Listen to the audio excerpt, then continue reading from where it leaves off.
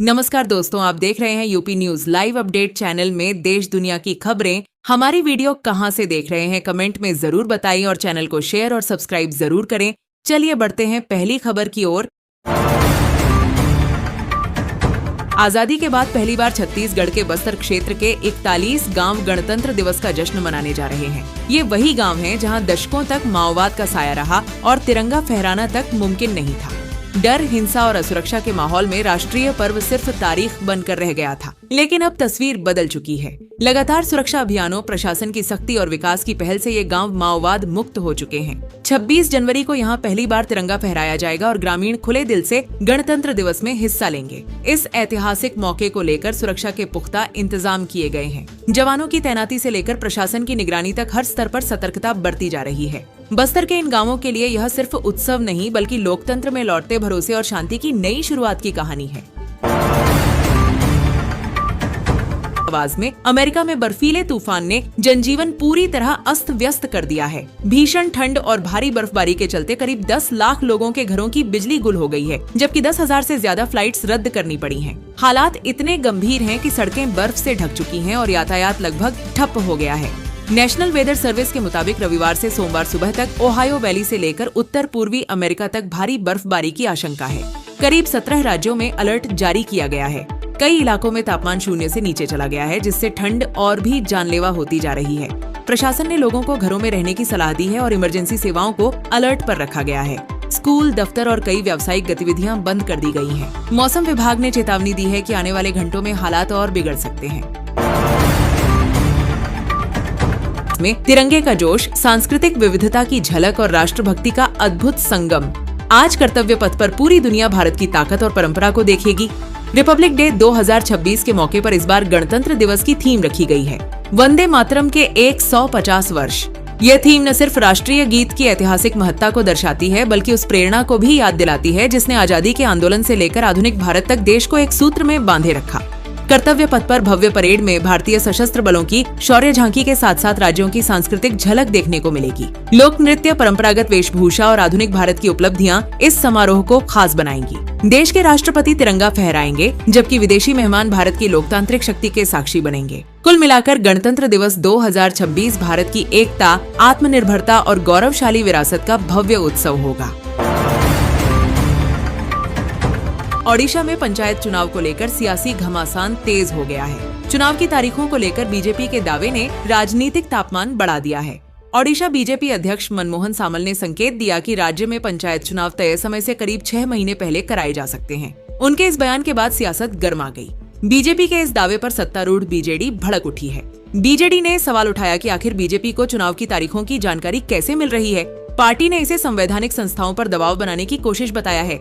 मामला बढ़ता देख राज्य निर्वाचन आयोग यानी SEC को सामने आकर सफाई देनी पड़ी। आयोग ने साफ किया कि पंचायत चुनाव की तारीखों को लेकर अभी कोई अंतिम फैसला नहीं लिया गया है और सभी निर्णय संविधान व नियमों के तहत ही होंगे। फिलहाल ओडिशा की राजनीति में पंचायत चुनाव का मुद्दा केंद्र में आ गया है और आने वाले दिनों में इस पर सियासी बयानबाजी और तेज होने के आसार हैं। महाराष्ट्र की राजनीति में एक अजीबोगरीब तस्वीर सामने आई है। उद्धव ठाकरे की शिवसेना अपने ही पार्षदों को ढूंढने के लिए जगह जगह पोस्टर लगा रही है। सवाल यही है, आखिर पार्टी को ऐसा कदम क्यों उठाना पड़ा? दरअसल 122 सदस्यीय कल्याण डोंबिवली नगर निगम में राजनीतिक गणित बेहद रोचक हो गया है। शिंदे गुट को 52 सीटें मिली हैं, जबकि बीजेपी 51 सीटों के साथ बेहद करीब है। मेयर पद हासिल करने के लिए 62 का जादुई आंकड़ा जरूरी है। ऐसे में किसी भी खेमे के लिए निर्दलीय या छोटे गुटों का समर्थन निर्णायक बन गया है। इसी बीच उद्धव गुट को आशंका है कि उसके कुछ पार्षद संपर्क से बाहर हैं या टूट की कगार पर हैं। इसी डर के चलते पार्टी ने पोस्टर लगाकर पार्षदों से संपर्क करने की अपील की है। साफ है कि सत्ता की इस जंग में हर एक पार्षद की कीमत बढ़ चुकी है और सियासी जोड़ तोड़ अपने चरम पर है। आज का दिन दुनिया की सबसे मशहूर इमारतों में से एक एफिल टावर के इतिहास से जुड़ा है। आज ही के दिन 26 जनवरी को पेरिस में एफिल टावर की नींव रखी गई थी। यह वही संरचना है जिसने फ्रांस की पहचान को पूरी दुनिया में अलग मुकाम दिलाया। एफिल टावर का निर्माण 1887 में शुरू हुआ था और महज 796 दिनों में इसे पूरा कर लिया गया। उस दौर में यह अपने आप में एक इंजीनियरिंग चमत्कार था। करीब 300 मीटर ऊंचे इस टावर को 1889 की वर्ल्ड फेयर के लिए बनाया गया था। शुरुआत में कई कलाकारों और लेखकों ने इसका विरोध भी किया, लेकिन समय के साथ यही टावर पेरिस की शान बन गया। लाखों लोहे के पुर्जों से बना एफिल टावर आज भी मजबूती और खूबसूरती का प्रतीक है। यह सिर्फ एक इमारत नहीं बल्कि इंसानी कल्पना, मेहनत और तकनीकी कौशल की ऐतिहासिक मिसाल है। देश और दुनिया से जुड़ी बड़ी खबरों पर एक नजर। मशहूर अभिनेता धर्मेंद्र और भारतीय क्रिकेट टीम के कप्तान रोहित शर्मा को पद्म अवार्ड से सम्मानित किए जाने की घोषणा हुई है। कला और खेल के क्षेत्र में उनके योगदान को देश ने सलाम किया है। वहीं अंतरिक्ष क्षेत्र में भारत का नाम रोशन करने वाले शुभांशु शुक्ला को उनके अदम्य साहस के लिए अशोक चक्र देने का ऐलान किया गया है। इधर प्रयागराज माघ मेला विवाद को लेकर स्वामी अविमुक्तेश्वरानंद का बयान सामने आया है। उन्होंने कहा है कि वे हर जुल्म सहने को तैयार हैं, लेकिन सनातन परंपराओं से समझौता नहीं करेंगे। उधर बांग्लादेश से एक बेहद झकझोर देने वाली खबर आई है। आरोप है कि एक हिंदू व्यक्ति को सोते समय जिंदा जला दिया गया। इस घटना के बाद अल्पसंख्यकों की सुरक्षा को लेकर एक बार फिर गंभीर सवाल खड़े हो गए हैं। अंतर्राष्ट्रीय स्तर पर भी इस मामले की निंदा की जा रही है। राजस्थान में कड़ाके की ठंड ने लोगों की मुश्किलें बढ़ा दी हैं। मौसम विभाग की चेतावनी के बीच प्रदेश के 3 शहरों में तापमान -डिग्री तक पहुंच गया है। उत्तर भारत से आ रही बर्फीली हवाओं ने पूरे इलाके को कंपा दिया है। जयपुर, सीकर समेत कई जिलों में देर रात तापमान तेजी से गिरा, जिससे खुले इलाकों में बर्फ की परत जम गई। खेतों, गाड़ियों और सड़कों पर जमी बर्फ ने सर्दी का असर और बढ़ा दिया है। माउंट आबू, फतेहपुर और चुरू जैसे इलाकों में शीतलहर का प्रकोप सबसे ज्यादा देखने को मिल रहा है। मौसम विभाग ने अगले कुछ दिनों तक ठंड से राहत के आसार नहीं जताए हैं और लोगों को सतर्क रहने की सलाह दी है। प्रशासन ने अलाव की व्यवस्था बढ़ा दी है, खासकर गरीब और बेघर लोगों के लिए। ठंड के इस प्रकोप ने जनजीवन को पूरी तरह से प्रभावित कर दिया है। डीएनए और दांतों की जांच से हुए खुलासे ने सबको झकझोर कर रख दिया है। तमिलनाडु और कनाडा से पीड़ित परिवार सामने आए हैं और अब सीधे तौर पर सरकारों से सवाल पूछ रहे हैं। आखिर इतने गंभीर मामले में जिम्मेदार तंत्र क्यों सोया रहा?